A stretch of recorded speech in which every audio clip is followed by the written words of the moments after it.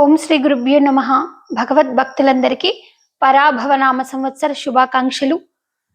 పరాభవనామ సంవత్సరం యొక్క ఆధ్యాత్మిక విశ్లేషణ చేద్దాం. ఆధ్యాత్మిక కోణంలో పరాభవనామ సంవత్సరాన్ని ఒకసారి ఆలోచిద్దాం. పరాభవ అంటే ఏంటి? పరభవ. పర అంటే పరమాత్మ, భవము అంటే ప్రకృతి, అంటే ఈ విశ్వము. కనిపిస్తున్న నామరూప క్రియలతో కూడినదే భవము. ఇప్పుడు ఏమంటారు మన పెద్దలు? సద్గురు చరణం భవభయ హరణం. భవ భయ హరణం. భవము అంటే ఈ నశించేది, పుట్టి చచ్చే ప్రక్రియతో ఉన్నటువంటి ప్రపంచము, ఈ విశ్వము నామరూప క్రియలతో కలిసి ఉన్నదే, త్రిగుణాలతో కలిసి ఉన్న దానిని భవము అంటారు. మరి పర అంటే ఆ పరమాత్మ యొక్క ప్రకాశము.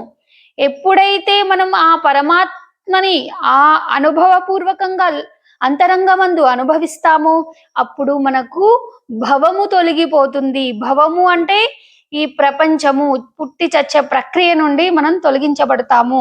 ఇంకో విధంగా చెప్పాలంటే పరభవ. పర అంటే పరమేశ్వరుడు, భవము అంటే ప్రకృతి కాబట్టి, విశ్వం కాబట్టి. విశ్వాన్ని సృష్టించింది ఎవరు? అమ్మ పార్వతీమాత ఈ విశ్వాన్ని సృష్టించింది. ఈ పరమాత్మ ఆత్మతో కలయికని, అంటే పర అంటే పరబ్రహ్మము, భవము అంటే ఈ విశ్వము, ఈ రెండుటి కలయిక. ఈ విశ్వము పరమాత్మతో కలయిక జరిగినప్పుడు కొత్త శకం ప్రారంభమవుతుంది, అంటే పరాభవము. ఎవరైతే పరాభవుణ్ణి ఆశ్రయించరో, పరాభవుడు అంటే పార్వతీ పరమేశ్వరులు, అంటే పర అంటే పరమేశ్వరుడు, అంటే ములుగుచ్చ సంధి లేకుండా వ్యాపించి ఉన్న పరమాత్మని మనం పర అనుకుంటున్నాం. ఇక్కడ భవము అంటే ఈ ప్రకృతి, అంటే ఈ విశ్వము. విశ్వాన్ని తయారు చేసింది ఎవరు? అమ్మ తయారు చేసింది. కాబట్టి ఈ ఇరువురిని కలిపి పట్టుకుంటే మనకు పరాభవము ఉండదు. మన లోపల ఉన్నటువంటి షడ్ వికారాలను ఎప్పుడైతే తొలగించుకుంటామో, షడ్ వికారాలను తొలగించుకున్నప్పుడు మనకు పరాభవము ఉండదు, పరాభవము కలుగుతుంది. అంటే షడ్వికారాలు ఉంటే పరాభవం అవుతాం, అంటే తుచ్చమైపోతాం, దుర్బరులమైపోతాం, మూర్ఖులమైపోతాం, ఓడిపోతాం. కాబట్టి పరాభవుని ఆశ్రయిస్తే, అంటే పరమాత్మని, ఆత్మని, అంటే ఈశ్వరుణ్ణి, ఈ పార్వతీ పరమేశ్వరుణ్ణి ఆశ్రయిస్తే పరాభవము, భవాని పరమేశ్వరుణ్ణి, పార్వతీమాతని ఇద్దరిని కలిపి పట్టుకుని అర్ధనారీశ్వర తత్వాన్ని కలిపి పట్టుకున్నప్పుడు మనం పరాభవించబడము.